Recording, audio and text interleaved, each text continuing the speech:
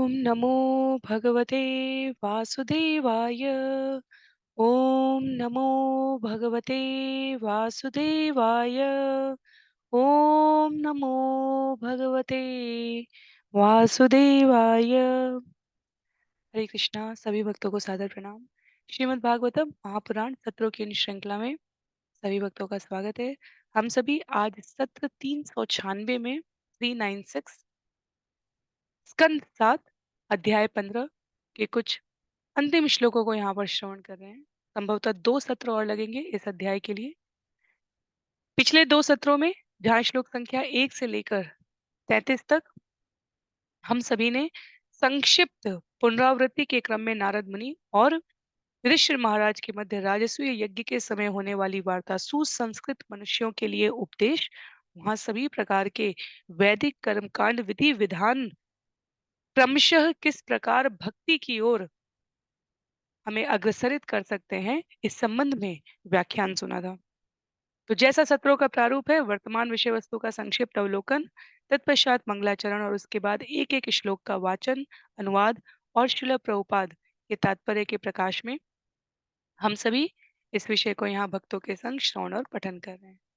18,000 श्लोकों वाले श्रीमद् भागवतम को अंतर्राष्ट्रीय कृष्ण भावनामृत संघ के संस्थापक आचार्य कृष्ण कृपा मूर्ति श्री श्रीमद् अभय चरणारविंद भक्ति वेदांत स्वामी श्रील प्रभुपाद की पुस्तक के मार्गदर्शन में यहाँ भक्तों के संग हम सभी समझने का प्रयास कर रहे हैं।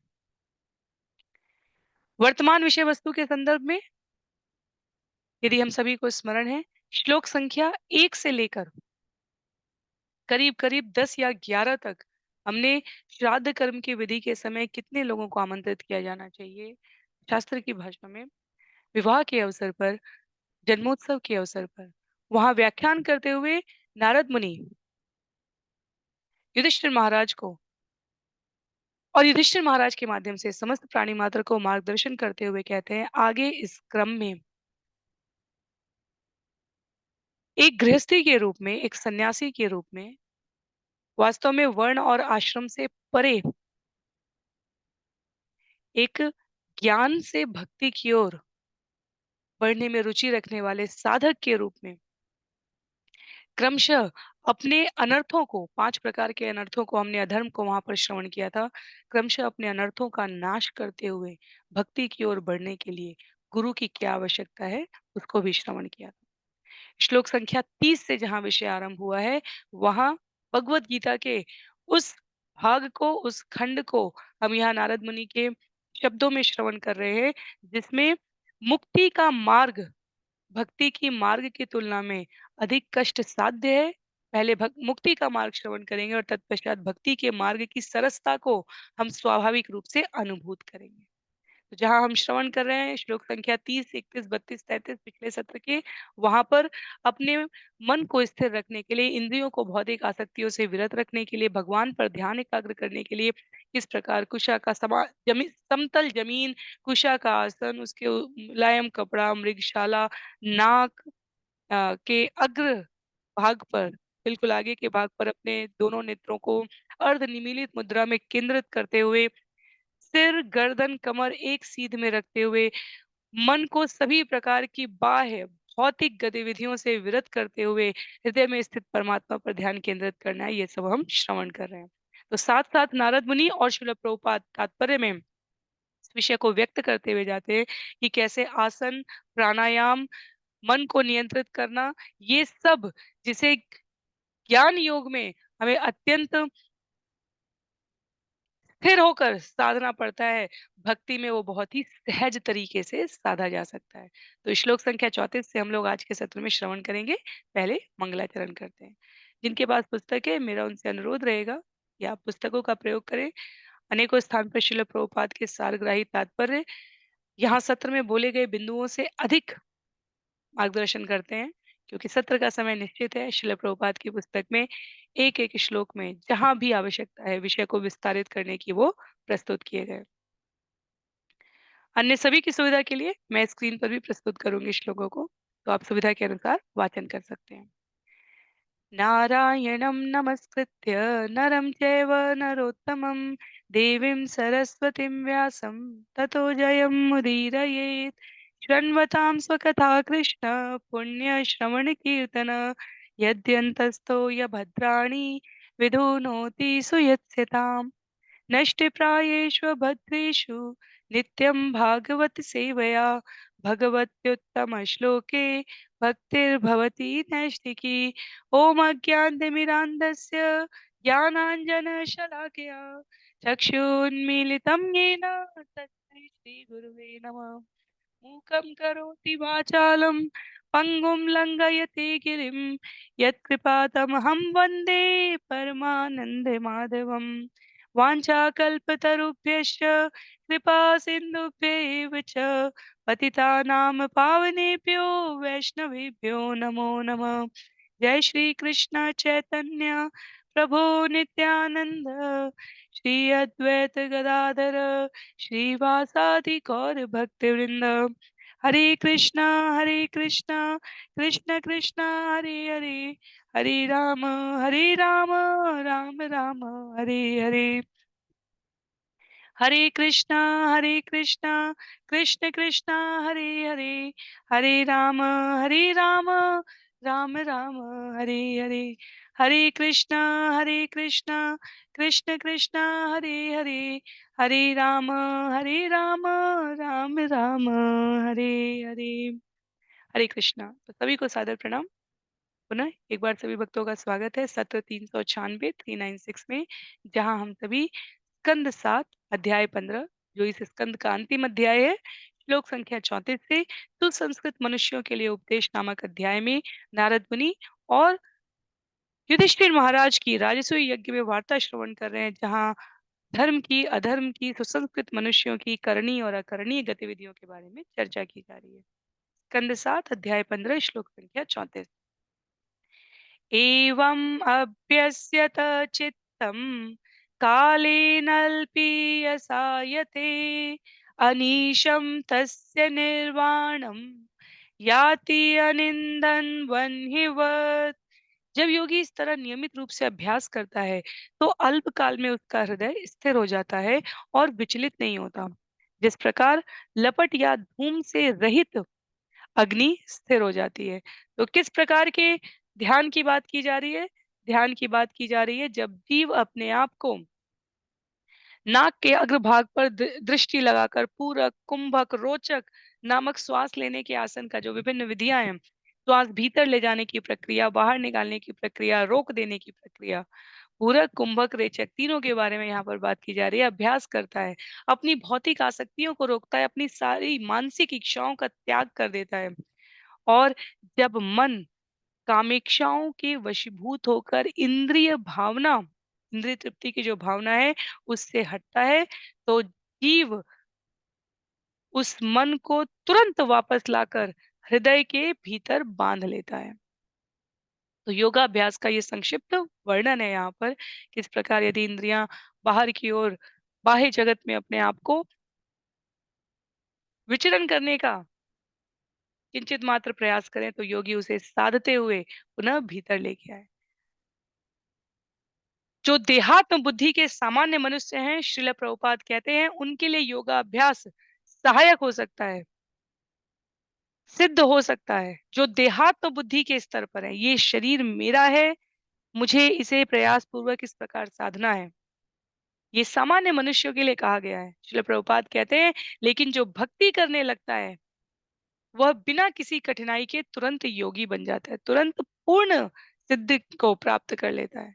क्योंकि निर्वाण का अर्थ जो इस ज्ञान प्रक्रिया, जो इस योग प्रक्रिया के द्वारा बताने का प्रयास किया जा रहा है, उसका अर्थ है समस्त भौतिक इच्छाओं का अंत।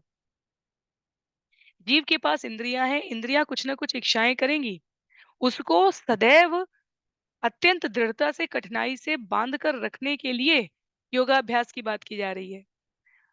पर जब कोई अपने मन को कृष्ण के चरण कमलों पर स्थिर कर लेता है, तो उसका मन सहज ही शांत शांत हो जाता है। जब उसकी गतिविधियां भगवत गीता अध्याय 5 श्लोक संख्या 29 का उल्लेख करते हुए श्रील प्रभुपाद कहते हैं, जब स्वाभाविक रूप से जीव समझ जाता है कि कृष्ण परम भोक्ता है, हर वस्तु के स्वामी है, सभी के परम मित्र हैं, सर्वव्यापी हैं, तो उसे शांति प्राप्त होती है। उसे इसीलिए अध्याय 5 श्लोक संख्या 29 के श्लोक को शांति सूत्र कहा गया है।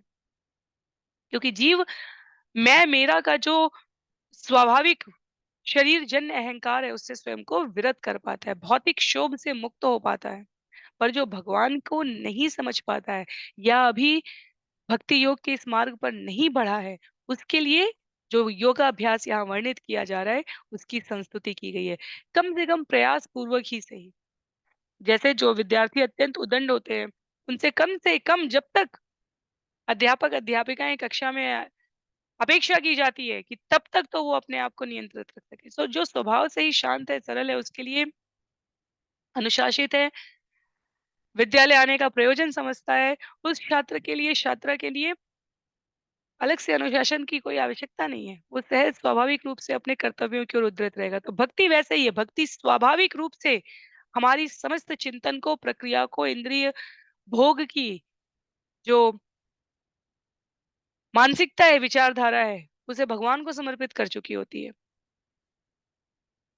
हम जो खा रहे हैं, हम जो पहन रहे हैं, हम जो आ रहे हैं, जा रहे हैं, कार्य कर रहे हैं, धनोपार्जन कर रहे हैं, शारीरिक संबंधियों को जो शरीर से जुड़े हुए हैं, उनको उनके साथ किस प्रकार का व्यवहार कर रहे हैं, ये सब कुछ भगवान को केंद्र में रखकर होता है। पर जिनके जीवन में अभी वो स्तर नहीं आया, उनके लिए निश्चित रूप से कहा जाता है कि उद्दंड मन को प्रयास पूर्वक कुछ समय के लिए प्रतिदिन नियमित रूप से योगाभ्यास के द्वारा नियंत्रित किया जाए।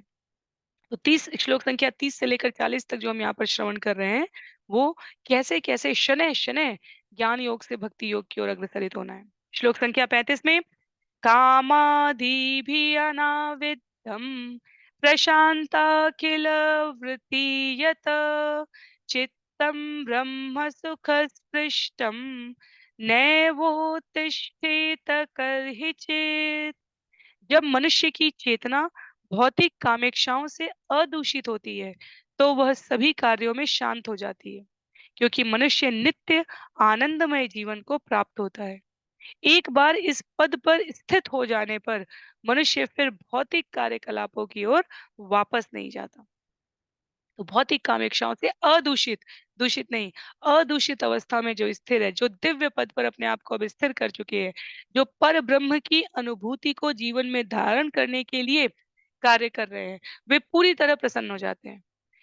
ब्रह्म सुख का जो ये वर्णन है, भगवद गीता अध्याय 18 श्लोक संख्या 54 में वर्णन किए हुए उस श्लोक को श्रील प्रभुपाद यहाँ तात्पर्य में उद्धृत करते हुए कहते हैं, ब्रह्मभूत प्रसन्नात्मा न शोचति न कांक्षति समः सर्वेषु भूतेषु मद्भक्तिं लभते पराम।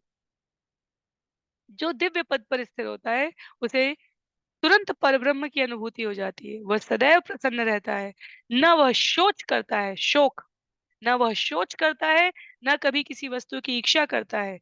वह प्रत्येक जीव के प्रति समभाव रखता है। इस स्थिति में वह दिव्य कार्यकलाप या भगवत भक्ति करता है। पर जो ब्रह्मभूत की अवस्था में स्थित नहीं है, उनके जीवन में अभी भी कोई न कोई इच्छा कामना ऐसी रहेगी जिससे भौतिक जगत में उनके वापस आने की संभावना बनी रहेगी। और यदि वो योग अभ्यास से ब्रह्म सुख पद तक पहुंच भी जाएं, तो भी वहां से उनके भौतिक जगत में गिरने की संभावना रहेगी। यदि वो इस योग को साधने की प्रक्रिया में भक्ति योग की ओर अग्रसरित नहीं हुए, तो जो भक्ति योग में अपने आप को नहीं लगाता है, वो ब्रह्म सुख पद का अनुभव करके भी भौतिक जगत में वापस आ सकता है, इसकी संभावना है। और वास्तव में बहुत सारे हमारे शास्त्रों में, पुराणों में इसके उदाहरण उपलब्ध है। शौबरी मुनि का उदाहरण उपलब्ध है। ब्रह्म ब्रह्म तत्व क्या है, इसकी अनुभूति है जीवन में। तब भी क्योंकि भक्ति नहीं है, क्योंकि इंद्रियां इतनी अधिक चंचल हैं कि सिद्धांतिक रूप से ज्ञान प्राप्त करके योग को साध के भी जब तक शरीर है, तब तक मन में आने वाली इच्छाओं को सहज रूप से कैसे धारण किया जा सके जीवन में, ये जो भक्ति का भाग है, यदि ये नहीं है जीवन के व्यवहार में, तो इंद्रियां किसी भी क्षण, जिस क्षण किंचित मात्र भी दुर्बलता होगी मानसिक दृढ़ता की, इंद्रियां हमारे ऊपर हावी हो जाती हैं, प्रभावी हो जाती हैं। इसलिए ब्रह्म सुख, ब्रह्म पद की प्राप्ति के बाद भी कहा गया है कि यदि भक्ति योग की अग्रसरित नहीं है, तो ये इंद्रियाँ छलने से नहीं रोकती हैं। श्लोक संख्या 36 में यः प्रव्रज्य गृहात् पूर्वं त्रिवर्गावपनात् पुनः यदि सेवेत तान् भिक्षु सवैवान्ताश्च पत्रप। जो संन्यास आश्रम स्वीकार करता है, वह धर्म, अर्थ तथा काम इन 3 भौतिकतावादी कार्यकलापों के सिद्धांतों को छोड़ देता है, जिनमें मनुष्य गृहस्थ जीवन में लिप्त रहता है। जो व्यक्ति पहले संन्यास स्वीकार करता है किंतु बाद में ऐसी भौतिकतावादी क्रियाओं में लौट आता है, वह वांताशी अर्थात अपनी ही वमन को खाने वाला कहलाता है। निस्संदेह वह निर्लज्ज व्यक्ति है। बहुत ही कड़े, स्पष्ट, कठोर शब्दों का यहाँ पर प्रयोग है। कहा जा रहा है कि जिसने संन्यास आश्रम स्वीकार किया अर्थात उसने धर्म, अर्थ और काम इन 3 भौतिकतावादी कार्यकलापों के सिद्धांतों को छोड़ दिया है। जिसमें मनुष्य गृहस्थ जीवन में जीते हुए लिप्त रहता है, धर्म, अर्थ और काम। क्योंकि संन्यास का अर्थ ये है कि वो मोक्ष की ओर अग्रसरित है। पर यदि पहले मोक्ष को संन्यास की गतिविधियों को स्वीकार करके जीव वास्तव में अपने उसी जीवन काल में भौतिकतावादी गतिविधियों में आ गया, तो श्रील प्रभुपाद कहते हैं, तात्पर्य में भी इसे व्यक्त करते हैं, नारद मुनि यहाँ से युधिष्ठिर महाराज के माध्यम से कहते हैं कि वास्तव में वो व्यक्ति अपने ही वमन को पुनः खाने वाला है। तो जो जैसे हमने कुछ उगल दिया बाहर, उल्टी कर दी और फिर हम उसी को वापस भीतर ग्रहण करें, उसे इस उपमा के साथ यहाँ पर कहा गया है। तो यदि हम वर्ण आश्रम की ये पूरी व्यवस्था देखें, श्रील प्रभुपाद लिखते हैं तात्पर्य में, सारे भौतिकतावादी जो कार्यकलाप है, इच्छाएँ हैं, वो वर्णाश्रम धर्म संस्थान के द्वारा हो रहे हैं। तो जो पशु श्रेणी से हमें भिन्न करे, वो वर्ण और आश्रम समाज व्यवस्था को बनाने वाली गतिविधियां, चाहे ब्राह्मण, क्षत्रिय, वैश्य, शूद्र के रूप में वर्ण कहे गए हों, चाहे ब्रह्मचर्य, गृहस्थ, वानप्रस्थ और संन्यास के रूप में आश्रम कहे गए हों, अंतिम उद्देश्य क्या होता है? संन्यास वृत्ति धारण करना, अर्थात ब्रह्म सुख में स्वयं को स्थिर रखना, अर्थात क्रमशः अपने आप को भौतिक सुख की इच्छाओं से विरत रखना।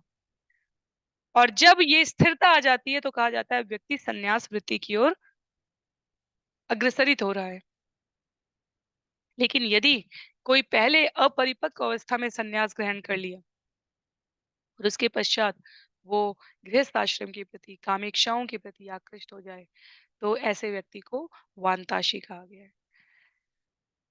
कतिपय अपवाद भी हैं जीवन में, पर वो विशेष परिस्थितियों में व्यक्ति के जीवन में कभी गुरु की आज्ञा से, कभी भगवान के मार्गदर्शन में, पर सामान्य रूप से यदि कोई पहले संन्यास की ओर अग्रसरित हो जाए, अर्थात पहले उसने अपने आप को विरत कर लिया और उसके पश्चात वो इन गतिविधियों की ओर लौटने की आकांक्षा रखता है, तो उसके लिए बहुत उन्नत शब्दों की बात नहीं की गई है।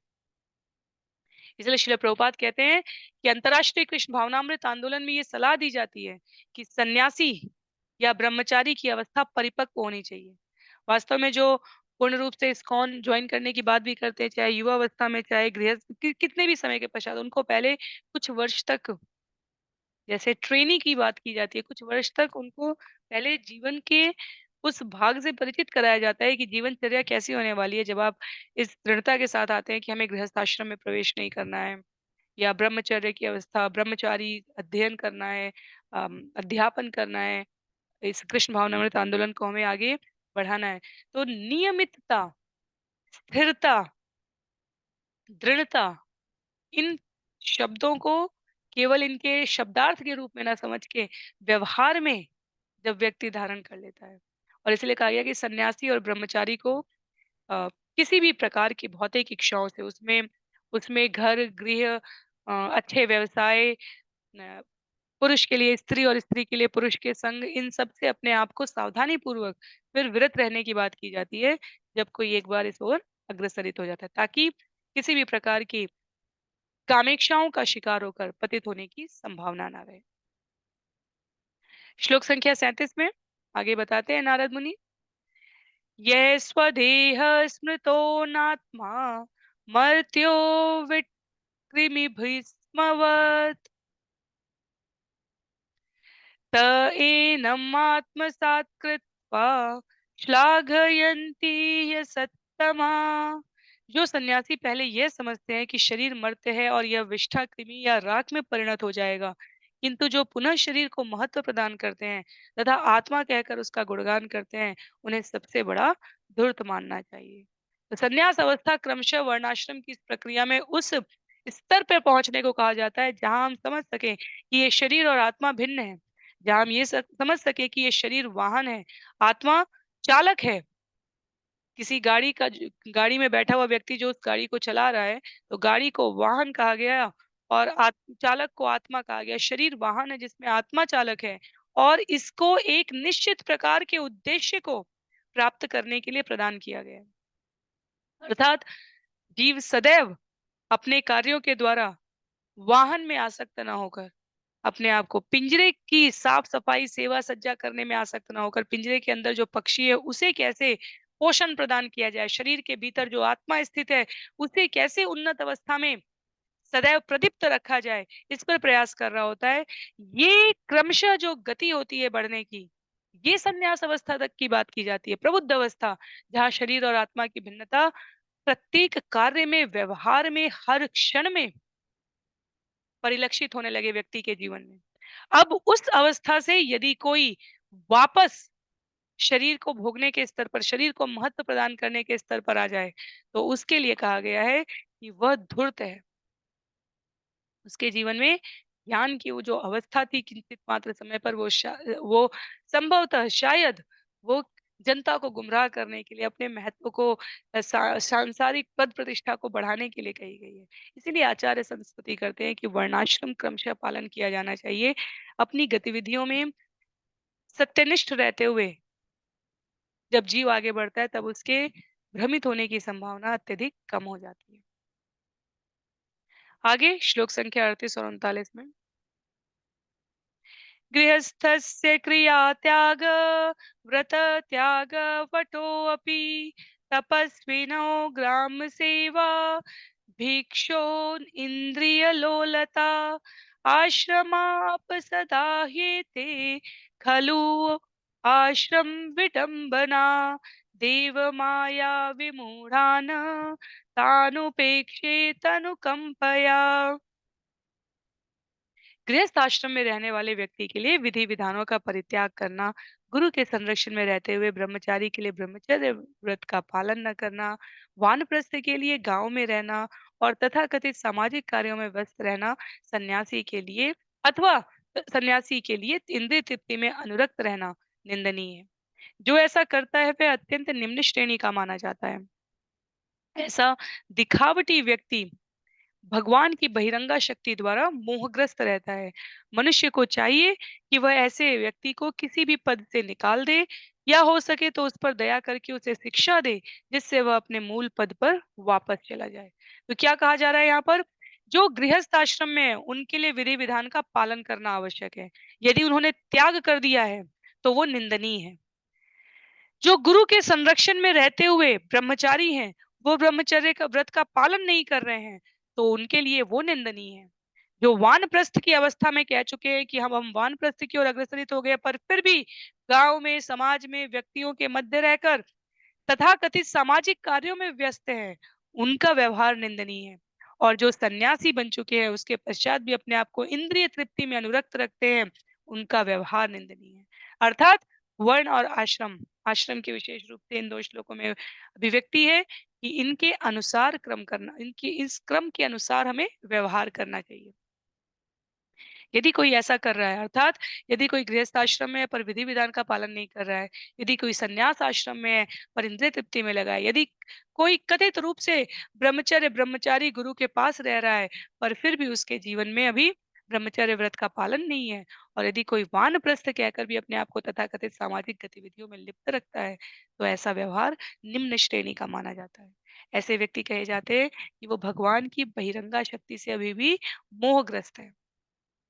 मनुष्य को चाहिए कि ऐसे किसी भी व्यक्ति को उसके पद से निकाल दें और अगर योग्यता है, दया, अधिकार है, तो करुणावश उसे शिक्षा दे ताकि वो अपने मूल अधिकार में वापस जा सके। तो वास्तव में ये 2 श्लोक, श्लोक संख्या 38-39 इस आश्रम में क्या करनी है, उसकी हमें संक्षिप्त प्रस्तुति प्रदान कर रहे हैं। तो गृहस्थ जीवन में विशेष रूप से ध्यान रखने की आवश्यकता है। विषय भोग की जो छूट है, इंद्रिय तृप्ति की जो अनुमति है, वह विधि-विधानों का पालन किए बिना यदि की जाती है, जैसे संतान धारण करने के लिए, अ, गर्भ धारण करने के लिए, पति-पत्नी को अपने गृहस्थ आश्रम को आगे बढ़ाने रखने के लिए जिस प्रकार के संस्कारों की षोडश संस्कारों में जो व्यवस्था बताई गई है, यदि उसका उसका पालन नहीं किया गया, विधि-विधानों का पालन करके इंद्रिय भोग करने की छूट है, तो ये भी स्वीकृत नहीं है। अर्थात हमें संस्कारों का, विधि-विधानों का पालन करते हुए इस सीमित इंद्रिय भोग की अवस्था को धारण करना चाहिए। आगे श्लोक संख्या 40 में नारद मुनि कहते हैं, आत्मानं चेत्विजानीयात् परं ज्ञानधृताशय किम ईक्षन् कस्य वा हेतो देहं पुष्णाति लंपट। मनुष्य का शरीर आत्मा तथा परमात्मा को जानने के निमित्त होता है और ये दोनों आध्यात्मिक पद पर स्थित है। यदि उच्च ज्ञान से परिष्कृत हुए व्यक्ति द्वारा इन दोनों को जाना जा सकता है, तो फिर मूर्ख तथा लालची व्यक्ति किसके लिए और किस कारण से इस शरीर का पालन इंद्रिय तृप्ति के लिए करता है? बहुत महत्व की बात है। शरीर को अधम कहा गया है। शरीर पंचभूतों से निर्मित कहा गया है। शरीर नष्ट हो जाता है ये कहा गया है, पर शरीर के भीतर स्थित आत्मा और परमात्मा दोनों की स्थिति दिव्य कही गई है। और ये शरीर साधन है आत्म तत्व को समझकर परमात्मा तक पहुंचने का। और यदि जीवन में ये अनुभूति हो गई है, उसके पश्चात भी जीव अपने आप को इंद्रिय तृप्ति के लिए सन्नद्ध रखता है, तो यहाँ पर कहा गया है कि ऐसा व्यक्ति किस कारण से, किस लिए यह कर रहा है। अर्थात ये अनुभूति हो जाने के पश्चात जीवन में कि शरीर का हमसे कोई शाश्वत संबंध नहीं है। आत्म तत्व गतिमान है। अब एक बार मनुष्य जन्म लेने के पश्चात परमात्मा के साथ अपने संबंध को समझ लेने के पश्चात भगवत धाम को वापस जाना, अपने आप को इस भवबंधन से मुक्त करना, ये मनुष्य जीवन का सर्वोच्च कर्तव्य है। और यदि हम अपने कर्तव्य पालन की ओर अग्रसरित नहीं है, तो फिर इस शरीर के वृथा पालन पोषण से लाभ ही क्या है? जो मशीन जिस कार्य विशेष के लिए बनाई गई है, वो उस कार्य को ना कर रही हो,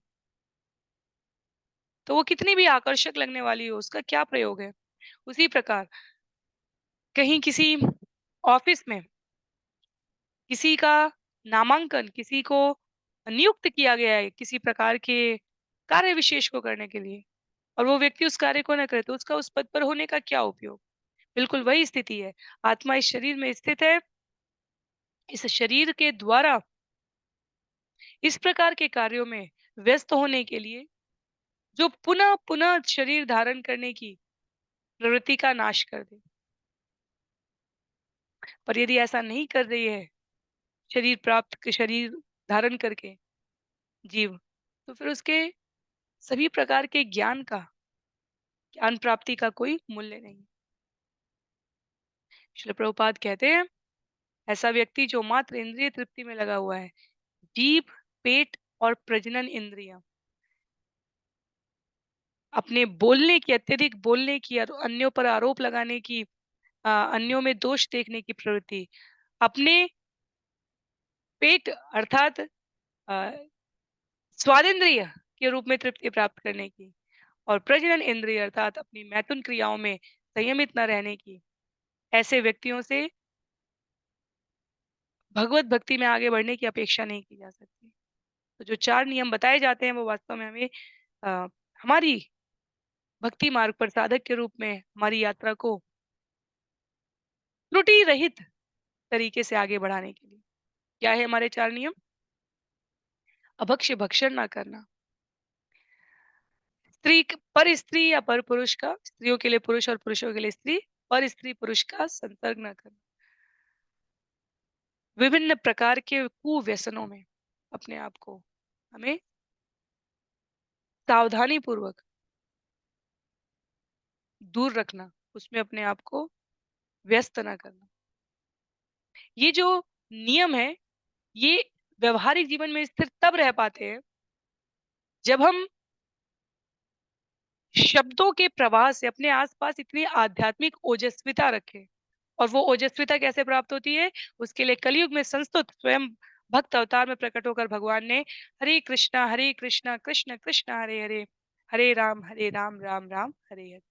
महामंत्र के जाप के द्वारा, इन 4 नियमों के पालन के द्वारा हम अपने आप को इंद्रिय तृप्ति की प्रेरणा से अलग रखकर मनुष्य जीवन के वास्तविक अर्थ को प्रयास पूर्वक साध कर सफल होने के लिए आचार्यों द्वारा इन श्लोकों में प्रेरित किए गए हैं। आगे श्लोक संख्या 41 में कहते हैं, आहु शरीरम रतमिंद्रियाणि हयानभीषुन्मन इंद्रियेशम वर्त्मानि मात्रा दिशणा च सूतम सत्वं बृहद्बंधु अमीश श्रेष्ठम। ज्ञान में बढ़े चढ़े आध्यात्मवादी भगवान के आदेश से बने शरीर की तुलना रथ से करते हैं। इंद्रियां घोड़ों के तुल्य है। इंद्रियों का स्वामी मन लगाम सदृश है। इंद्रिय विषय गंतव्य है। बुद्धि सारथी है। और सारे शरीर में व्याप्त चेतना इस भौतिक जगत के बंधन का कारण है। तो शरीर की तुलना यहाँ श्लोक संख्या 41 से लेकर 46 तक शरीर की तुलना उस रथ के समान की गई है, जो भगवान के आदेश से गतिमान होना चाहिए। इंद्रियां घोड़ों के समान कही गई हैं, अर्थात उनको नियंत्रित करना है। तो इंद्रियों का स्वामी मन, उसको वो लगाम कहा गया है जिससे घोड़े नियंत्रित किए जा रहे हैं। इंद्रिय विषय अर्थात वो लक्ष्य, वो गंतव्य, कहाँ हम किस दिशा में किस गति में गमन कर रहे हैं, उसके अर्थ में कहा गया है। इनको संचालित कौन कर रहा है? बुद्धि, उसे सारथी कहा गया है। और जो व्याप्त चेतना है इस पूरे शरीर में, वह हमें शरीर, इंद्रिय, मन, इनसे मुक्ति दिलाने में सक्षम है। बद्ध शरीर में जो चेतना तत्व है, जब उसे कृष्ण भावनामृत में रूपांतरित कर दिया जाता है, चेतना से ही, इसी चेतना के जन्म जन्मांतर में विचलित होते रहने से, इच्छाओं के, कामनाओं के प्रभाव से हमें ये शरीर प्राप्त हुआ। पर जब ये चेतना कृष्ण भावनामृत में रूपांतरित हो जाती है, तो यह भगवत धाम वापस जाने का कारण बन जाती है। तो इस प्रकार मनुष्य शरीर का उपयोग, श्रील प्रभुपाद कहते हैं, 2 प्रकार से किया जा सकता है। अज्ञान का आश्रय लेकर इस भौतिक जगत के गहनतम अंधकार युक्त भाग में जाने में किया जा सकता है। विभिन्न लोकों में एक कुछ समय तक रखी हुई यदि पुस्तक हो और उसमें एकदम छोटे-छोटे हमें चलते हुए कीट दिखें, एक बिंदु के समान के कीट दिखते हैं। हम सबने देखा होगा कभी, पुराने पन्ने हो अगर पुस्तक के, वो भी एक योनि है। 84 लाख योनियों में वो भी एक योनि है। ये जो वर्षा के समय प्रकाश के स्थान पर दिखने वाले कीट-पतंगे जो बार-बार लालटेन पर, ट्यूबलाइट पर, बल्ब पे अपने आप को हिट करते रहते हैं, मारते रहते हैं और फिर सुबह होते-होते वो मृत्यु को प्राप्त हो जाते हैं, वो भी एक योनि है। इन योनियों में से गति करते हुए हमें मनुष्य योनि मिली है, ये मनुष्य शरीर मिला है। और उसके बाद भी हम इसे पुनः अपनी इच्छाओं से भ्रमित होकर विभिन्न लोकों में, विभिन्न योनियों में गतिमान होने दें। ये अज्ञान गहनतम अंधकार का भाग है। और दूसरा शरीर का उपयोग क्या किया जा सकता है? भगवत धाम वापस जाने के लिए। और भगवत धाम से वापस जाने के लिए क्या कहा जा रहा है? इस ज्ञान को श्रवण करके व्यवहार में लाने के लिए कहा जा रहा है। ज्ञान क्या है? भगवत धाम वापस जाना। व्यवहार क्या है? भक्ति के सरलतम माध्यम से सभी इंद्रियों द्वारा सभी समय किया जाने वाला कार्य भगवान की प्रसन्नता के लिए, भगवान को केंद्र में रखकर उनकी इच्छा पूर्ति के लिए किया जाए। हम क्या पढ़ रहे हैं, हम क्या क्यों धनोपार्जन कर रहे हैं, किस प्रकार उस धन का प्रयोग कर रहे हैं, अन्यों के साथ कैसा व्यवहार कर रहे हैं, कैसा संग कर रहे हैं, किन प्रकार की क्रियाओं में अपनी इंद्रियों को व्यस्त रख रहे हैं, क्या खा रहे हैं, जिससे हमारी चेतना भौतिक जगत की ओर या आध्यात्मिक जगत की ओर अग्रसरित हो रही है, उस पर ध्यान दे रहे हैं। अपने संग के लोगों के व्यवहार को अपने ऊपर कितना हावी और प्रभावी होने दे रहे हैं। इन सब का विवेक पूर्वक जागृत अवस्था में, शास्त्रों के वचन में, गुरु के मार्गदर्शन में, भक्तों के संग में हम कैसे व्यवहार कर रहे हैं, वो हमारे भगवत धाम वापस जाने में सहायक होगा। कम से कम जहाँ तक हम आ चुके हैं, अज्ञात सुकृतों से, वहाँ से अब पीछे की ओर गति ना हो। कुछ एक मनुष्य जन्म और लेने हो या कुछ एक उच्चतर जीवों की गति और प्राप्त करनी हो, महरलोक, पितृलोक, देवलोक, जहाँ जाना हो। हम नहीं, हम तो भगवत भक्त बनने का प्रयास करें, पर हो सकता है कि साधना का स्तर वहाँ तक अभी ना पहुँचा हो, तो कम से कम अधोलोक में गति ना हो। सतत भगवान से ये प्रार्थना रहे कि भगवान, आप अपनी कृपा से ऐसा मार्गदर्शन करें कि मेरी इंद्रियाँ मुझे इस भौतिक जगत के आकर्षण में अब और अधिक ना खींच पाएँ। चेतना इतनी प्रबुद्ध रहे श्रवण से कि असत्यता का बोध प्रत्येक क्षण में हो सके। अपनी सारी जगत से जुड़ी हुई उपाधियां भूलकर अपनी चेतना का प्रयोग हम कृष्ण की सेवा में लगा सके। और इस प्रकार जो कृष्ण भावनामृत आंदोलन का लाभ उठाते हैं, श्रील प्रभुपाद कहते हैं, उनका जीवन निश्चित रूप से सफल होता है। तो शरीर को साधन के रूप में प्रयोग करके इस उपमा का यहाँ पे उल्लेख किया गया है कि हम कैसे भगवत धाम को प्राप्त करें।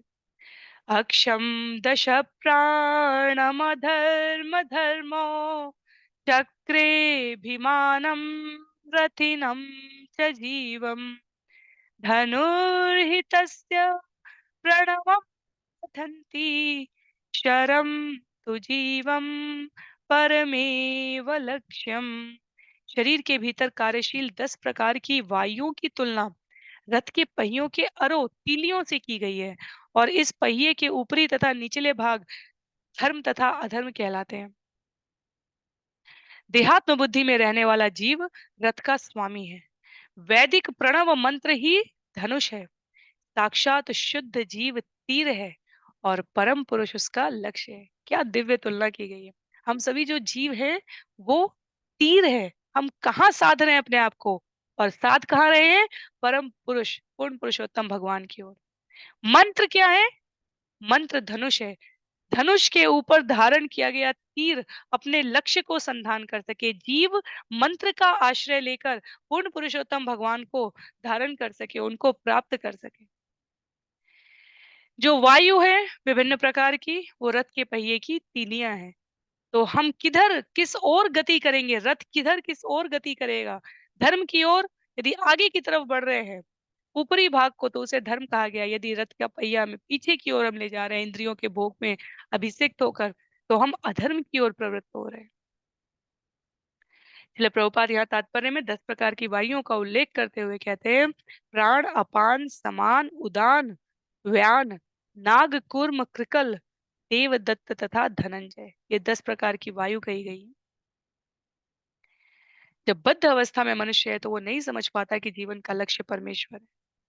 और जब क्रमशः वो अपनी देहात्म बुद्धि की धारणा को त्याग देता है, किसी विशेष जाति से, किसी विशेष राष्ट्र से, भौगोलिक सीमा से, समाज से, परिवार से संबद्ध होने की झूठी पहचान त्याग देता है, तब अपने विमल जीवन का तीर लेकर प्रणव वैदिक मंत्र हरे कृष्ण महामंत्र के दिव्य कीर्तन रूपी धनुष की सहायता से अपने आप को भगवान की ओर फेंकता है। वास्तव में ये भगवान की ओर धनुष से छोड़े गए धनुष से छोड़ा गया तीर सामान्यतया अपने विरोधी पर आघात करने के लिए इस अर्थ में प्रयोग होता है, और यहाँ इसकी तुलना भगवत प्राप्ति के लिए की गई है। तो ऐसा नहीं लगना चाहिए कि शरीर अर्थात तीर और भगवान अर्थात लक्ष्य ये परस्पर विरोधी है। श्रील विश्वनाथ चक्रवर्ती ठाकुर की टीका का उल्लेख करते हुए श्रील प्रभुपाद कहते हैं कि ये 12 प्रकार के जो भाव होते हैं, उनमें से जो विनोद भाव है, वास्तव में उसका संबंध यहाँ प्रदर्शित कर रहा है। जैसे भगवान ने जब भीष्म पितामह के पास जाते हैं, तो भगवान की प्रेरणा से अर्जुन ने शरीर को तीरों से बेध डाला था, और उस अवस्था में भीष्म पितामह भगवान से शिकायत नहीं कर रहे हैं, प्रसन्नता जाहिर कर रहे हैं। तो तीर के रूप में शरीर लक्ष्य के रूप में स्थिर परमात्मा की ओर साधा गया है। ये एक प्रकार से भगवान को आनंद प्राप्त होने वाला, जीवात्मा को आनंद प्राप्त होने वाला भाव है। जैसे दूसरा उदाहरण यहाँ पर विश्वनाथ चक्रवर्ती ठाकुर ने जो कहा है, उसे श्रील प्रभुपाद उद्धृत करते हुए कहते हैं, जैसे द्रौपदी को प्राप्त करने के लिए अर्जुन ने चक्र के भीतर लगी मछली का वेदन करके तीर मछली को लक्ष्य बनाकर साधा था और द्रौपदी प्राप्त की थी। तो इसी प्रकार पवित्र नाम के कीर्तन रूपी बाण से जो धनुष है, उस पर जो वो कीर्तन है, वो हरि नाम है, जाप है, और उस पर जीवात्मा ने स्वयं को आश्रित करके लक्ष्य के रूप में भगवान विष्णु के चरण कमलों को प्राप्त किया है। तो भक्ति के इस शौर्यपूर्ण कार्य के लिए भगवत धाम वापस जाने का लाभ मिलता है। ये श्लोक संख्या 41 से लेकर 46 तक वास्तव में उन्नत साहित्य का दर्शन है, जहाँ पर भक्ति को इतने उपमामय तरीके से प्रस्तुत किया गया है। भक्ति के विभिन्न अवयवों को, शरीर को, कार्यों को, अंग उपांग को, भावों को। आगे कहते हैं, रागो द्वेषश्च लोभश्च शोक मोहो भयम मद मानो अवमानो असूया च माया हिंसा च मत्सर रज प्रमाद शून्यत्रा शत्रवस्त्वेव मादय रजस्तम प्रकृतय सत्व प्रकृतय क्वचित्। बद्ध अवस्था में मनुष्य की जीवन संबंधी धारणाएं कभी-कभी कामेक्षा तथा अज्ञान, रजो तथा तमोगुण के कारण दूषित हो जाती है। जो आसक्ति, शत्रुता, लोभ, शोक, मोह, भय, मद, झूठी प्रतिष्ठा, अपमान, छिद्रान्वेषण, छलावा, ईर्ष्या, असहिष्णुता, कामेक्षा, मोह, भूख तथा निद्रा के रूप में प्रकट होती है, ये सभी शत्रु हैं। कभी-कभी सतोगुण के द्वारा भी मनुष्य की धारणाएं दूषित हो जाती हैं।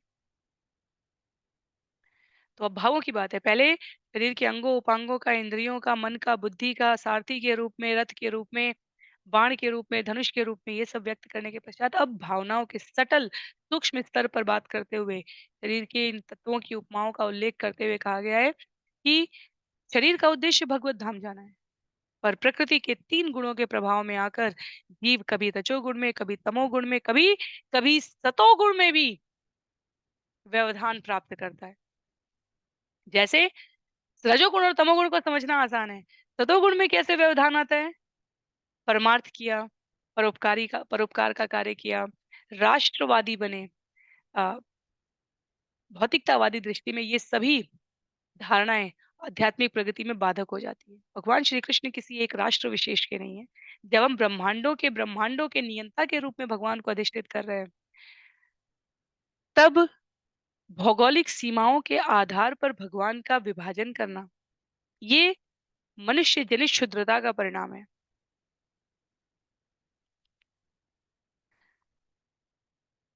ऐसा देखना जानना कि भगवान ने बहुत सारी गतिविधियां हैं जो हम श्रवण कर रहे हैं, वो भारत भूमि में की है।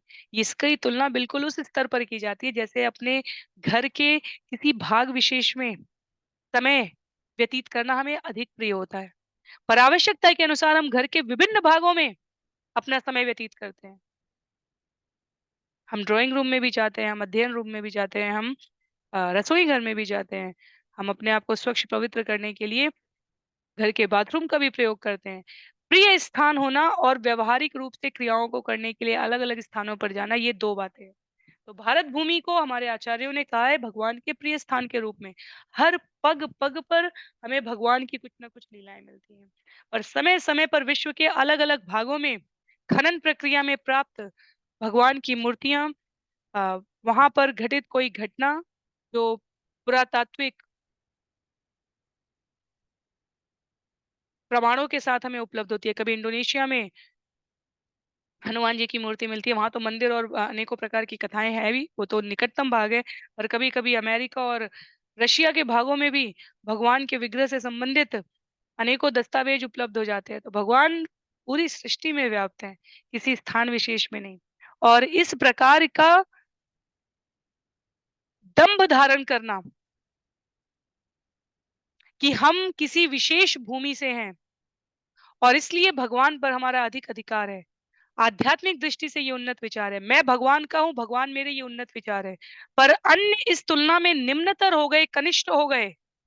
ये हमारे भौतिक दंभ का लक्षण होता है। इसलिए इसे भी कहा गया है कि रज और तम के गुण ईर्ष्या, लालच, द्वेष, शत्रुता, मोह, प्रतिष्ठा, अपमान, छलावा, ये तो रज और तम के लक्षण है। पर सतोगुण में भी अपने आप में हम कई बार अनेकों धारणाओं से अपने आप को आध्यात्मिक प्रगति में बाधा उत्पन्न करा लेते हैं। उससे हमें बचना चाहिए। इसलिए श्रील प्रभुपाद ने यहाँ तात्पर्य में व्यक्त किया है कि भगवान श्री कृष्ण ने अर्जुन को अध्याय 2 श्लोक संख्या 45 में सलाह देते हुए कहा है, त्रैगुण्य विषया वेदा नित्रैगुण्यो भवार्जुन, निर्द्वंदो नित्य सत्वस्थो निर्योग क्षेम आत्मवान। वेदों में मुख्यतया प्रकृति के तीनों गुणों का वर्णन है। हे अर्जुन, इन गुणों से ऊपर उठो, इन सब के परे हो, समस्त द्वंद्वों से, लाभ हानि की चिंताओं से मुक्त हो तथा आत्मा में स्थिर करो स्वयं को। तो बहुत अधिक अच्छा व्यक्ति इस जगत में यदि कोई दिख रहा है और वो इस भाव को अनुभव भी करता है, तो वो अपने सतोगुण के प्रभाव से अधिक स्वर्ग तो जा सकता है। पर कहीं ना कहीं आध्यात्मिक मोक्ष के पद में अभी उसके जीवन में अवरोध है। आगे श्लोक संख्या 45 में कहते हैं नारद मुनि, यावत् नृकाय रथमात्मवशोपकल्पम् धत्ते गरिष्ठाचरणार्चनया निशातम्। तो इसको हम लोग ब्रह्म संहिता के मीटर से पढ़ते हैं क्योंकि शब्दों की अधिकता लग रही है। यावत् नृकाय रथमात्मवशोपकल्पम् धत्ते गरिष्ठचरणार्चनया निशातम्। यानासिमच्युतबलो दधदस्तशत्रु स्वानन्दतुष्ट उपशान्त इदं विजया। जब तक मनुष्य को इस शरीर को इसके विभिन्न अंगों तथा साज सामान सहित जो पूर्णतया अपने वश में नहीं है स्वीकार करना है, तब तक उसे अपने श्रेष्ठ जनों, अपने गुरु तथा गुरु के पूर्ववर्तियों व्यक्तियों के चरण कमलों को धारण करना चाहिए। उनकी कृपा से वह ज्ञान की तलवार को तेज कर सकता है और भगवत कृपा के बल पर तब वह उपर्युक्त शत्रुओं को पराजित कर सकता है। इस प्रकार भक्त को अपने ही दिव्य आनंद में लीन रहने में समर्थ होना चाहिए और तब वह अपना शरीर त्याग कर अपनी आध्यात्मिक पहचान फिर से पा सकता है। सरलतम शब्दों में हम सभी को यह स्मरण होना चाहिए, ये मनुष्य शरीर एक बार प्राप्त होने के पश्चात पुनः दोबारा उपलब्ध होगा, इसकी सुनिश्चितता नहीं की जा सकती। पर यह मनुष्य शरीर एक बार प्राप्त हो गया और हमने इसकी विशेषता को पहचान लिया है, तो श्रवण करने के पश्चात यदि हम दृढ़ प्रतिज्ञ होकर भगवत प्राप्ति के लक्ष्य को साधने के लिए प्रयासरत हो जाए, तो हमारी सत्यनिष्ठा से, हमारे ईमानदार प्रयास से भगवान हमारी गति को सुगति बनाने के लिए स्वयं अपने आप को प्रस्तुत करते, योग क्षेम वहां में हम इस अर्थ में हमारी तत्परता ही आध्यात्मिक जीवन की ओर अग्रसरित हमारी तत्परता ही अंतर उत्पन्न कर सकती है। यदि हम इसे सामान्य किसी भी अन्य प्रकार की योनि समझकर यूं ही खाने सोने वाद विवाद व्यर्थ प्रलाप में व्यतीत कर रहे हैं और जो ये वचन कहे जा रहे हैं इन्हें व्यर्थ प्रलाप समझ रहे हैं, तो वास्तव में हम पशुओं से किसी भी प्रकार से भिन्न नहीं। ये एक कड़वा, अप्रिय और कार्य के अनुरूप परिणाम देने वाला सत्य है। अपने आप को पुनः भगवान के कार्यों की दिव्य प्रकृति को समझकर प्रेरित करके, प्रयास पूर्वक, नियमित रूप से सतत युक्ता नाम इस मूल्यवान शरीर का उचित मूल्यांकन करके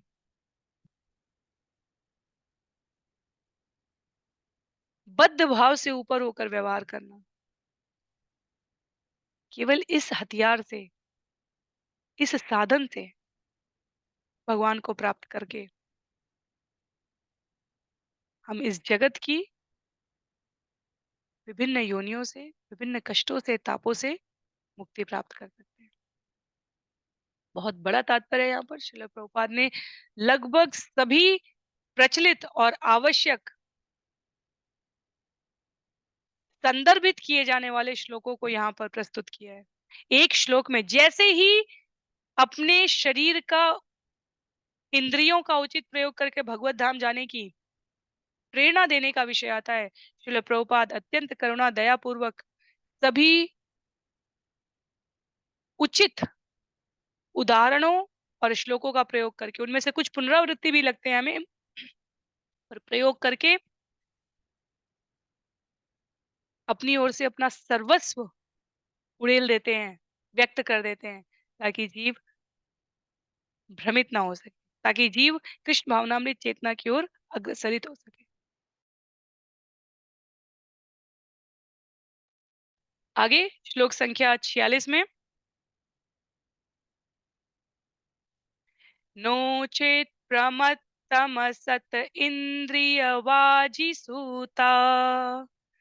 नीत्वोत्पथं विषयदस्युषु निक्षिपन्ति ते दस्यवः सहयसूतम् अमुं तमोन्धे संसारकूप उरुमृत्युभये क्षिपन्ति।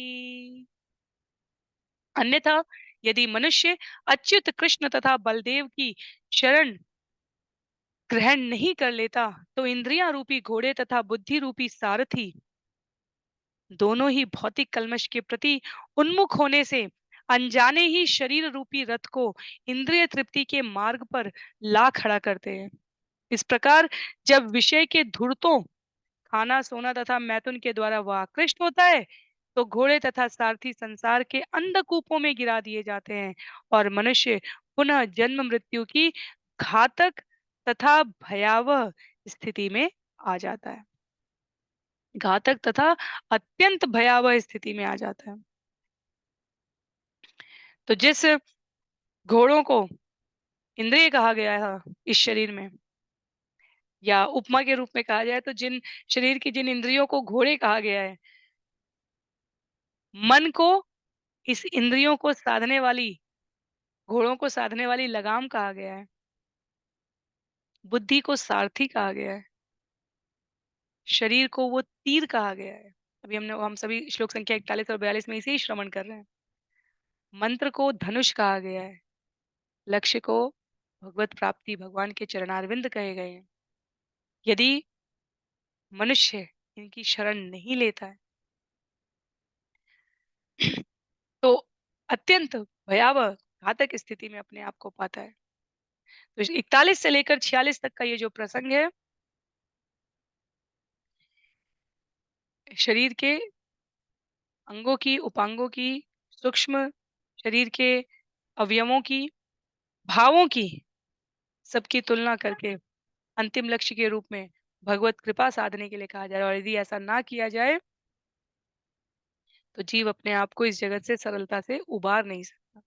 चैतन्य चरितामृत आदि लीला अध्याय 1 श्लोक संख्या 2 में कहा गया है, वंदे श्री कृष्ण चैतन्य नित्यानंदो सहोदितो गौड़ोदयो पुष्पवंतो चित्रोषंदो तमोनुदो। मैं श्री कृष्ण चैतन्य तथा भगवान नित्यानंद को सादर नमस्कार करता हूँ, जो सूर्य तथा चंद्रमा के समान है। वे एक साथ गौड़ के क्षितिज में अज्ञान का अंधकार दूर करने के लिए उदित हुए हैं और इस प्रकार आश्चर्यजनक रीति से सबों को वर दे रहे हैं। तो भौतिक जगत के लिए जिसे भवबंधन कहा गया है, गौर निताई के रूप में भक्त अवतार में भगवान स्वयं उपस्थित होकर चरण कमलों की शरण कैसे ग्रहण की जाए। प्रतिदिन के नियम में चैतन्य महाप्रभु जगन्नाथ बलदेव सुभद्रा का दर्शन करते थे अपने पुरी वास के समय। शरण ग्रहण करके चरणों की भगवान की कैसे इस जगत से सरलता से उबरा जा सके, अन्यथा किसी भी प्रकार का तत्व दर्शन शास्त्रार्थ अपर्याप्त है जब तक वो व्यवहार में नहीं आता। हमारे आचार्य कहते हैं पुनः पुनः और पुनः श्रवण अत्यधिक आवश्यक है, क्योंकि श्रवण से वो आरंभ क्रम स्थापित होता है। पर कुछ भी जो हमने श्रवण किया, पठन किया, स्मरण किया, उसकी परिणति यदि बिहेवियर में, व्यवहार में नहीं आती, तो अभी भी हम संघर्षरत साधक कहे जाएंगे। अभी भी हम महत्व को शुष्क रूप में तो समझते हैं, पर व्यवहार में नहीं करते। हमने सुन लिया हरिनाम जाप का क्या महत्व है, पर यदि हमारे जीवन की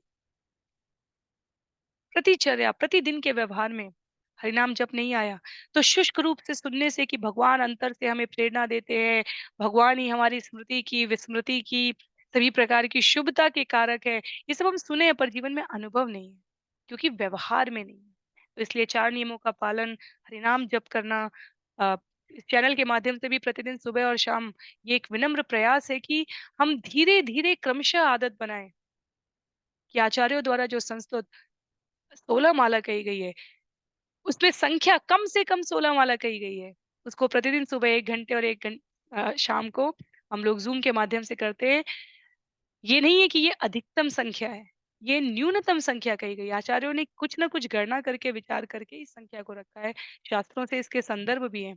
पर इतने समय तक की मनोवृत्ति में जब हरिनाम जप किया जाता है, हरे कृष्ण, कृष्ण कृष्ण हरे हरे, हरे राम, राम राम हरे हरे, तब हमारी दृढ़ता, स्थिरता, भगवान के चरणों में स्वयं को शरणागत करने की प्रतिबद्धता शनैः-शनैः स्थापित होती है।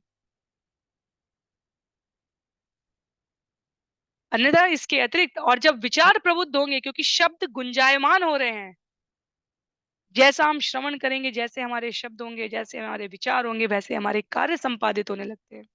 विचार जीवन में धारणा बनाते हैं, धारणा हमारी कार्यशैली बनाती है। तब हमारा भौतिक जगत की भौतिकता के बंधन से निकलने का प्रयास सार्थक होना आरंभ हो। तब हम कह सकते हैं कि अंतःस्थल से भगवान प्रेरणा देते हैं। इसकी इसका अर्थ क्या होता है? हम गतिविधियों पर अपनी प्रतिक्रिया कैसे नियंत्रित कर पाते हैं, इसका हमें अनुभव होता है। हम अपने व्यवहार में नियमितता कैसे लाते हैं, अपने समय को व्यर्थ जाने से कैसे बचा सकते हैं, इसका अनुभव होता है। तब हम जगत में दृष्टा के रूप में देख तो रहे हैं, पर उसमें जिसे आउट ऑफ द बॉक्स कहा जाता है, हम उसमें लिप्त नहीं है। जैसे कमलवत जल में कमल की पंखुड़ी के जैसे पंखुड़ियाँ कमल ऊपर की तरफ रहता है, वैसे हम इस जगत में तो रहते हैं, पर अपने आप को भिन्न प्रकार से प्रकाशित और प्रभावित कर रहे होते हैं। इसका अनुभव हो पाता है। तो इस प्रकार 41 से 46 तक शरीर के विभिन्न उपमाओं के द्वारा आध्यात्म को कैसे साधा गया उसका वर्णन है। श्लोक संख्या 47 से लेकर 56 तक प्रवृत्ति और निवृत्ति मार्ग का उल्लेख किया गया है। प्रवृत्तं च निवृत्तं च द्विविधं कर्म वैदिकम् आवर्तते प्रवृत्तेन निवृत्तेनाश्नुते मृतम्। वेदों के अनुसार प्रवृत्ति तथा निवृत्ति दो प्रकार के कार्यकलाप होते हैं। प्रवृत्ति कार्यों का अर्थ है अपने को भौतिकतावादी जीवन की निम्नतर अवस्था से उच्चतर अवस्था तक उठाना, जबकि निवृत्ति का अर्थ है भौतिक इच्छा का अंत। प्रवृत्ति कार्यों से मनुष्य भौतिक बंधन में कष्ट उठाता है, किंतु निवृत्ति कार्यों से वह शुद्ध हो जाता है और नित्य आनंदमय जीवन को भोगने के योग्य बनता है। तो ये शब्द कई बार प्रयोग हुए हैं और कुछ एक बार आप लोगों ने कमेंट बॉक्स में या व्यक्तिगत रूप से प्रवृत्ति और निवृत्ति का क्या अर्थ है उसको समझने का भी प्रयास किया है। भागवतम सभी प्रकार की जिज्ञासाओं का समाधान करता है। प्रवृत्ति का अर्थ है कम से कम पशु से मनुष्य बनने की ओर हम अग्रसरित हो रहे हैं। उसमें भी दुःख है, कष्ट है, क्योंकि उसमें भी भौतिक इच्छाएँ हैं। तो निम्नतर अवस्था से उच्चतर उठने का अर्थ अभी हम शुष्क श्रवण तो कर रहे हैं कम से कम, पशु नहीं बैठकर रामायण, रामचरितमानस, भागवतम, गीता और चैतन्य चरितामृत श्रवण कर रहे हैं। अपवाद रूप में किसी कार्य विशेष के लिए जैसे हिरण के रूप में अ, महाराज भरत हो गए या गजेंद्र जो पूर्ववर्ती जन्म में राजा थे, उनके रूप में नहीं बात की जाती है, पर सामान्यतः पशुओं से हरिनाम जाप करने की अपेक्षा नहीं होती। तो पशु प्रवृत्ति से स्वयं को मनुष्य की ओर उन्मुख कर सके, मनुष्य के लिए क्या करनी है इस पर विचार करके व्यवहार कर सके, वो प्रवृत्ति है। उसमें भौतिक इच्छाएं नष्ट नहीं हुई हैं और उस क्रम में गति करते हुए क्रमशः जब भौतिक बंधन से अपने आप को मुक्त करने की प्रवृत्ति उदित हो चुकी होती है, वैसा व्यवहार जीवन में आने लगता है, तो उसे निवृत्ति कहा गया है। निवृत्ति कार्यों से जीव शुद्ध होता है, आनंद में जीवन को भोगने के योग्य बनता है। अभी तक हम जानवरों की तरह दूसरा जानवर का मांस कच्चा नहीं चबा रहे हैं, अपितु हम सुसंस्कृत तरीके से स्वच्छ परिवेश में कच्चे पदार्थ, इसमें भी जानवर के मांस की बात नहीं की जा रही है, जो प्रकृति जन्य पदार्थ हैं उसको उसकी प्रकृति के अनुसार, तासीर के अनुसार भूनकर, तलकर, पानी में पकाकर अन्न के रूप में जो उपलब्धता है, उसको हम ग्रहण कर रहे हैं। ये प्रवृत्ति है अभी भी। अच्छी प्रकार से भले स्वच्छ कपड़े पहनकर, स्वच्छ हाथों से प्रसन्नता युक्त वातावरण में हम खा रहे हैं। जानवरों की तरह कहीं छुपाकर गुफा में, कहीं पेड़ के नीचे, पेड़ के ऊपर, जमीन के भीतर, पानी में जाकर नहीं खा रहे हैं। तो स्वच्छतापूर्ण तरीके से, सुसंस्कृत, सभ्य, सुशिष्ट तरीके से हम ग्रहण कर रहे हैं। ये प्रवृत्ति है। वही भोजन भगवान को अर्पित करके, भोग के रूप में उन्हें प्रदत्त करके और स्वयं प्रसाद के रूप में हम स्वीकार करते हैं। ये आनंद में निवृत्ति प्रक्रिया हो गई है। इससे हम अपने आप को शुद्ध कर रहे हैं। तो ये एक उदाहरण है प्रवृत्ति और निवृत्ति का अंतर समझने का। आगे श्लोक संख्या 48 और 49 में कहा गया है, हिंस्रम द्रव्यमयम काम्यम अग्निहोत्रादि शांतिदम दर्शश्च पूर्णमासश्च चातुर्मास्यं पशुसुत एतदिष्टं प्रवृत्ताख्यं हुतं प्रहुतम् एव च पूर्तं सुरालया राम भूपा जिव्यादिलक्षणम्। अग्निहोत्र यज्ञ, दर्श यज्ञ, पूर्णमास यज्ञ, चातुर्मास यज्ञ, पशु यज्ञ तथा सोम यज्ञ नामक सारे अनुष्ठानों तथा यज्ञों की विशेषता पशुओं का वध करना तथा अनेक अमूल्य पदार्थों को विशेष रूप से अन्यों को जलाना है। ये सब भौतिक इच्छाओं की पूर्ति के लिए संपन्न किए जाते हैं तथा ये चिंता अशांति उत्पन्न करते हैं। ऐसे यज्ञ करना, वैश्वदेव का पूजन तथा बलिहरण उत्सव संपन्न करना, जो सभी संभवतः जीवन लक्ष्य माने जाते हैं, तथा देवताओं के लिए मंदिर बनवाना, विश्राम गृह तथा बगीचे बनवाना, जल वितरण के लिए कुएं खुदवाना, भोजन वितरण के लिए केंद्रों की स्थापना करना तथा जन कल्याण के कार्य करना, ये सब लक्षण भौतिक इच्छाओं के प्रति आसक्ति से अभिव्यक्त होते हैं। बहुत सारी बातें कही गई है। ये जितने भी यहाँ पर हमें नियम संयम कार्य बताए जा रहे हैं, दिखाए जा रहे हैं, ये उदाहरण के रूप में प्रवृत्ति की ओर, अभी भी जब तक इन कार्यों के परिणाम स्वरूप हमारे जीवन में कुछ भी स्वयं को श्रेष्ठतर दिखाने के लिए है, लोग परिवेश में हमें इस प्रकार का समझे, इस भाव से किए जा रहे कार्य हैं। बगीचे बनवाना, भोजन वितरण के लिए केंद्रों की स्थापना करना, जल वितरण के लिए कुएं खुदवाना, ये सब परमार्थ के कार्य हैं। इनकी निंदा नहीं की जा रही है। इनको करवाने के पीछे हमारा भाव क्या है? क्या हम भौतिक पद, प्रतिष्ठा, मान की किंचित मात्र भी अभिलाषा रखते हैं? तो हम प्रवृत्ति में हैं। निवृत्ति का अर्थ हुआ इस्कॉन के केंद्रों पर भी प्रतिदिन प्रसाद वितरण होता है। जहाँ-जहाँ भी संभव जिस प्रकार से व्यवस्था, जिस प्रकार की स्थानीय अनुमति है, उसके आधार पर वो भगवान को अर्पित भोग प्रसाद रूप में वितरण है।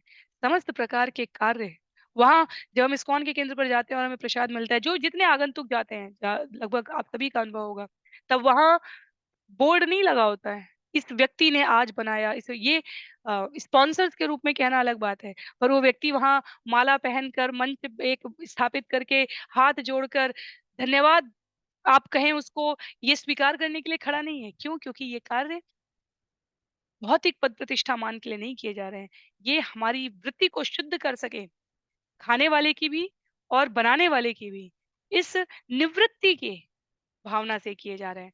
तो ये भौतिक लक्षण, भौतिक आसक्ति की जो अभिव्यक्ति है, इसकी शुद्धता का स्तर निवृत्ति कहा गया है। श्लोक संख्या 50 और 51 में इसी को विस्तार पूर्वक नारद मुनि कहते हैं, द्रव्य सूक्ष्म विपाकश्च धूमो रात्रि अपक्षय अयनम दक्षिणम सोमो दर्श औषधि विरुध अन्नं रेतैतिक्ष्मेश पितृयानं पुनर्भव एकैकस्येनापू अनुपूर्वं भूत्वा भूत्वेह जायते। हे राजा युधिष्ठिर, जब यज्ञ में घी, अन्न यथा जौ एवं तिल की आहुतियां दी जाती है, तो वे दिव्य धुएं में परिणत हो जाती है, जो मनुष्य को क्रमशः उच्च से उच्चतर लोकों को या धूम रात्रि, कृष्ण पक्ष, दक्षिणम तथा अंत में चंद्रलोक को ले जाता है। किंतु यज्ञकर्ता फिर पृथ्वी पर उतरकर औषधियां, लताएं, वनस्पतियां तथा अन्न बन जाते हैं। तब वे विभिन्न जीवों द्वारा खाए जाते हैं और वीर्य में परिणत होते हैं, जिसे मादा शरीर में प्रविष्ट किया जाता है। इस प्रकार मनुष्य पुनः पुनः जन्म लेता है। पूरी जीवन प्रणाली जो जन्म मृत्यु की अ, चक्र गणना है, उसे यहाँ पर व्यक्त किया गया है। हम बहुत परमार्थ किए यदि, तो हम क्या बने? यज्ञ में घी, अन्न, जौ, तिल की जो आहुति दी गई है, वो दिव्य धुएं में परिणत होती है। उसके परिणाम स्वरूप हम चंद्रलोक में जा सकते हैं। कृष्ण पक्ष, दक्षिणम, धूम रात्रि, ये जिस भी प्रकार की वैदिक कर्मकांड की पद्धति है, उसके द्वारा हम वहां तक जा सकते हैं। पर जो यज्ञ करता है, वो क्या बनता है? पुनः वो अन्न बनता है, औषधि औषधि बनता है, लताएं बनता है, वनस्पति बनता है। और जब विभिन्न जीवों द्वारा उसे खाया जाता है, तो अपने कर्म फलों, एक उच्चतर भाग हो गया। सकाम कर्म के दो भाग हुए, एक पुण्य देने वाला, एक पाप देने वाला। अनेक बार यदि हम अपने फल भोगने की इच्छा से कार्य कर रहे हैं, तो उसमें हमें पुण्य भी मिलेगा और पाप भी मिलेगा। तो उच्चतर लोकों में हम गए, पर क्रमशः औषधि, वनस्पति, लताएं, अन्न बनकर नीचे जमीन पर उतरे वापस। और फिर विभिन्न जीवों द्वारा जब इसका भोग किया गया, इन औषधियों का, लताओं का, वनस्पतियों का, अन्न के दानों का, तो वो वीर्य में परिणत होता है और फिर पुनः हम सभी अपने आप को माता के गर्भ में पाते हैं। और इस अर्थ में कहा गया है कि इस प्रकार मनुष्य पुनः पुनः जन्म लेता है। तो प्रवृत्ति मार्ग के अनुयायी स्वर्गिक इंद्रिय भोग सुख को प्राप्त करने के पश्चात पुनः इस वैदिक ज्ञान कहता है कि पुनः इस मर्त्य लोक में आते हैं। और इस प्रकार वैदिक नियमों के द्वारा वे केवल क्षणिक सुख प्राप्त करते हैं। शाश्वत सुख के लिए उन्हें पुनः भक्ति मार्ग का ही आश्रय लेना पड़ता है। तो चंद्रलोक और इंद्रलोक जाने के पश्चात भी जीव वापस आता है, औषधि बनकर, लता बनकर, अन्न बनकर, वनस्पति बनकर। और जब पुण्य कर्म के फल स्वरूप जो मनुष्य का सुख है वो समाप्त हो रहा है, तब वह वापस वर्षा के रूप में इस लोक में लौटकर लता, वृक्ष, वनस्पति, अन्न बन रहा है। बहुत महत्व की बात है ये। किसी को इसीलिए क्रमबद्ध अध्ययन की बात कही गई है। ये विषय यूं ही कहीं हमें नहीं मिल जाएगा। जब हम सुनेंगे कि यज्ञ किया, अनुष्ठान किया, इस प्रकार का पुण्य कर्म प्राप्त किया, इस लोक में गए और फिर कहा गया कि पुनः इस जगत में आएंगे। कैसे आएंगे? किस रूप में आएंगे? वर्षा के द्वारा इस प्रकार रूपों में आएंगे, फिर वीर्य के रूप में परिवर्तित होकर, फिर जब ये वीर्य मादा के शरीर में प्रवेश करता है, तो कहा जाता है कि वे पुनः अपने अपने कर्म फल के अनुसार जन्म लेते हैं। तो अंततः पृथ्वी पर लौटना होता है, यदि जीवन में ये कार्य प्रवृत्ति के मार्ग की ओर अनुरक्त होकर किए गए। निवृत्ति के मार्ग की भिन्न परिणति है। श्लोक संख्या 52 में कहा गया है, निषेकादि श्मशानान्ते संस्कारे संस्कृतो द्विज इन्द्रियेषु क्रियाय ज्ञानान् ज्ञानदीपेषु जुह्यति।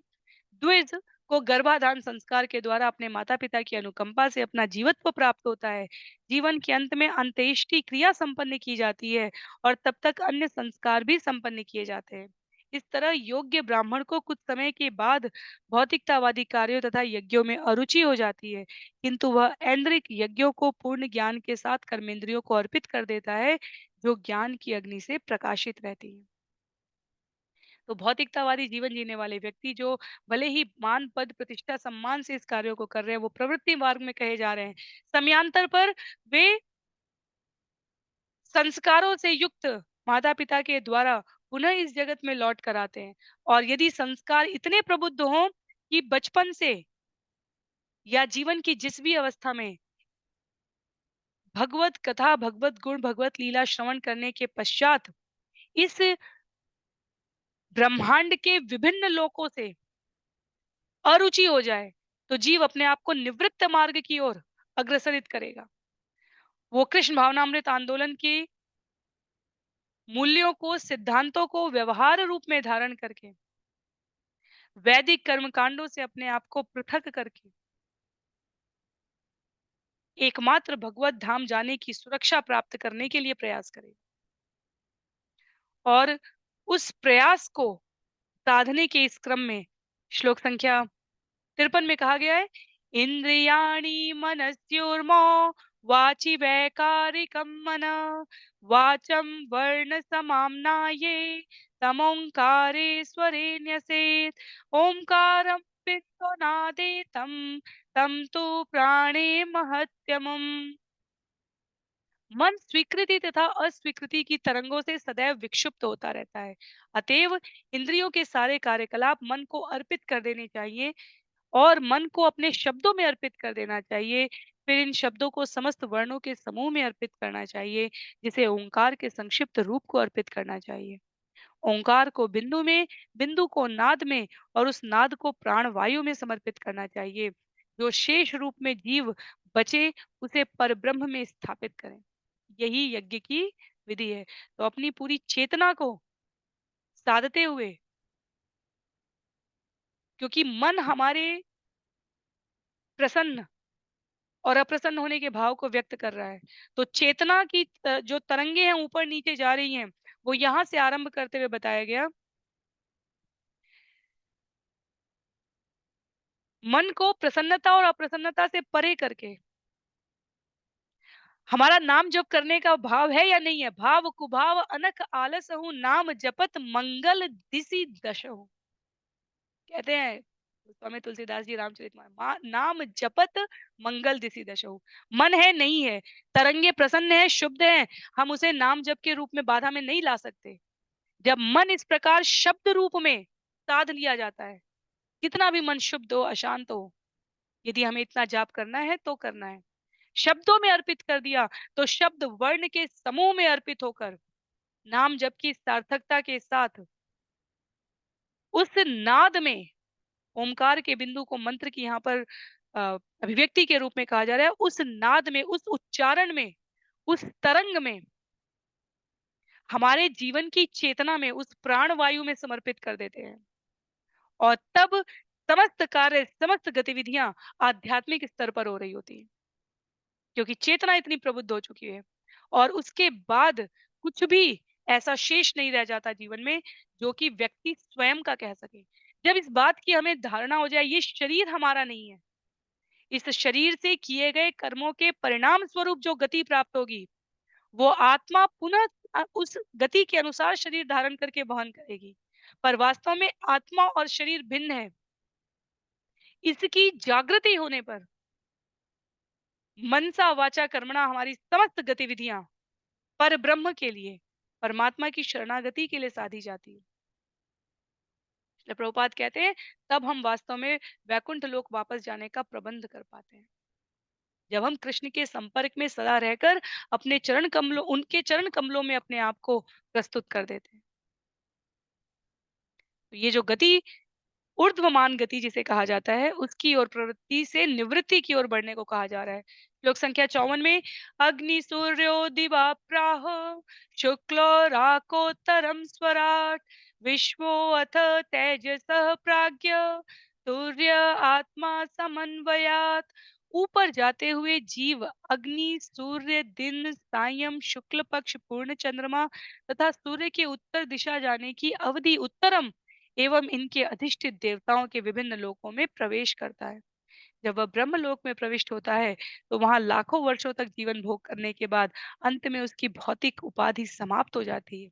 तब वह सूक्ष्म उपाधि धारण करता है, जिससे उसे कारण रूप उपाधि प्राप्त होती है, जो समस्त पूर्ववर्ती अवस्थाओं की साक्षी होती है। इस अवस्था के विनष्ट होने पर उसे शुद्ध अवस्था प्राप्त होती है, जिससे वह परमात्मा के साथ अपनी पहचान करता है। इस प्रकार से जीव दिव्य बन जाता है। तो निवृत्ति मार्ग, जहां हमने अपने शब्दों को व्यवहार रूप में साध के पूर्ण चेतना के साथ भगवान की शरणागति ली है, वहां से फिर हमें इस जगत में नहीं आना पड़ता। पर जहां हम क्रमशः ऊपर जा रहे हैं, सूर्य, दिन, सायन, शुक्ल पक्ष, कृष्ण पक्ष, उत्तरायण में जीवन यापन करते हुए विभिन्न देवताओं के अधिष्ठाताओं के लोक में प्रवेश कर, ब्रह्म लोक में प्रवेश कर, अनेकों लाखों वर्षों तक वहां जीवन यापन करके भौतिक उपाधि से अपने आप को पूर्णतया विरत कर लेते हैं, तब सूक्ष्म उपाधि धारण करते हैं। और उस सूक्ष्म उपाधि में जीव को स्मृति रहती है अपनी पूर्ववर्ती समस्त गतिविधियों की। तब उस गतिविधि की अवस्था के नष्ट होने पर शुद्ध अवस्था प्राप्त है। तो क्रमशः ऊर्ध्वमान गति, जो लोकों से ऊपर के लोकों से ऊपर तक, ये तब होगा जब हमारी चेतना वहां तक जाते समय तक प्रबुद्ध रहे। अन्यथा किसी भी क्षण हमें नीचे की ओर पुनः गमन करना पड़ता है। भक्ति योग में ये नहीं है। योग अवस्था, ज्ञान योग में ये धारण करना पड़ता है। भक्ति योग में जीव दिव्य अवस्था तक सीधे, सहज, सरल, सरस तरीके से पहुंच सकता है। तो आज के लिए अंतिम श्लोक करेंगे। श्लोक संख्या 55। देवयानम् इदं प्राहुः भूत्वा भूत्वा अनुपूर्वश, आत्मयाजी उपशान्तात्मा हि आत्मस्थो न निवर्तते। आत्म साक्षात्कार तक उठने की यह क्रमिक विधि उन लोगों के लिए है जो सचमुच परम सत्य से अवगत है। इस देवयान नामक मार्ग पर बारंबार जन्म लेने से ये क्रमिक अवस्थाएं प्राप्त होती है। जो आत्मा में स्थित है और समस्त भौतिक इच्छाओं से पूर्णतया मुक्त है, उसे इस बारंबार जन्म मृत्यु के मार्ग से गुजरने की आवश्यकता नहीं होती। तो ये जो क्रमशः लोक, देवलोकों से ब्रह्म लोकों से गति करते हुए दिव्य शुद्ध शरीर प्राप्त करने की बात की जा रही है, ये क्रमिक विधि उन लोगों के लिए जो परम सत्य से अवगत है, जो वहां से हम नीचे नहीं आ रहे हैं। वहां से नीचे आने पर पुनः मर्त्यलोक ही प्राप्त होगा, और मर्त्यलोक में विभिन्न योनियों में प्राप्त होगी गति। तो एक तो जो नीचे आ जाएँगे, दूसरे जो क्रमशः गति कर रहे हैं, और तीसरे जो सदैव आरंभ से ही शरीर इस मनुष्य शरीर की अवस्था से ही भक्ति योग में लगे हुए हैं। उद्देश्य तीनों का अंतिम भगवत शरणारविंद में जाकर आध्यात्मिक जगत में प्रवेश करना है। पर जो पुनः नीचे आ रहे हैं, उनके लिए पुनरपि जन्मम पुनरपि मरणम लगेगा। जो क्रमशः गति कर रहे हैं, उनके लिए भी अनेकानेक सौर वर्षों की गणना में लाखों वर्ष लग जाते हैं। जो भक्ति योग में है, उनके लिए इसी मनुष्य जन्म में पूर्ण समर्पण के साथ भगवत प्राप्ति संभव है। तो श्लोक संख्या 56 पर समाप्त करते हैं, क्योंकि वहां पर प्रवृत्ति और निवृत्ति मार्ग का विषय समाप्त हो रहा है। श्लोक संख्या 57 से पुनरावृत्ति के क्रम को विभिन्न दिशा में नारद मुनि अभिव्यक्त करेंगे। तो ये अंतिम श्लोक करेंगे हम लोग। य एते पितृदेवानाम् अयने वेद निर्मिते, शास्त्रेण चक्षुषा वेद जनस्थोऽपि न मुह्यति। इस भौतिक शरीर में स्थिर रहते हुए भी जो पितृयान या देवयान मार्गों से पूर्णतया अवगत रहता है, और जिसकी आंखें वैदिक ज्ञान की दृष्टि से इस प्रकार खुली रहती हैं, वह भौतिक जगत में कभी मोहग्रस्त नहीं होता। जो हमने अभी पिछले श्लोक में सार रूप में श्रवण किया, उसी की यहाँ पर अभिव्यक्ति की गई है। जब हम इस मार्ग से अवगत होते हैं कि हम इस प्रकार गति करेंगे, और हम इस मार्ग से अवगत होते हुए अपने आप को भक्ति मार्ग की ओर अनुरक्त करते हैं, तो वैदिक अच्युत ज्ञान का ये मानदंड हमें मार्गदर्शन करता है कि हम दृढ़ता से, यदि हम ये क्रमिक गति में इतने धैर्य पूर्वक बढ़ने के लिए इच्छुक ना हो, और भक्ति मार्ग से सीधे जाने के इच्छुक हो, तो हम अवगत होते हैं इस ज्ञान से, तो हम भ्रमित नहीं होते हैं। श्रील प्रभुपाद कहते हैं यहाँ पर, आचार्यवान पुरुषो वेद तद्विज्ञानम स गुरु एवाभिकक्षेत। जो व्यक्ति प्रामाणिक गुरु द्वारा मार्गदर्शन प्राप्त किया होता है, वो वेदों में वर्णित प्रत्येक वस्तु को जानता है, इस ज्ञान को धारण करता है। ये पितृलोक और देवलोक की विविध विधियां उसे पता होती हैं, और इसलिए वो इनको श्रवण करता है। पर इनके और बहुत अधिक अनुरक्त नहीं होगा। वो इसके सार रूप में क्या है, देवलोक और पितृलोक से ऊपर क्या है, ब्रह्मलोक से ऊपर क्या है, ये लोग किसकी आज्ञा से गतिमान हो रहे हैं, उन भगवान को प्राप्त करने के लिए अपने आप को प्रस्तुत करता है। तो इतनी इतना ज्ञान भी पर्याप्त है ये स्मरण कराने के लिए कि हमें मोहग्रस्त नहीं होना है देवलोक और पितृलोक का। पर इसके आगे विस्तार करते हुए अपनी गतिविधियों में जो भगवान को साध रहा होता है, भगवान को प्राप्त करने के लिए प्रयत्न कर रहा होता है, वो कभी मोहग्रस्त नहीं होता। तो क्रमशः गति प्रवृत्ति से निवृत्ति की ओर बढ़नी चाहिए। तो अभी के लिए हम लोग यहीं पे रोकेंगे, श्लोक संख्या 56 तक।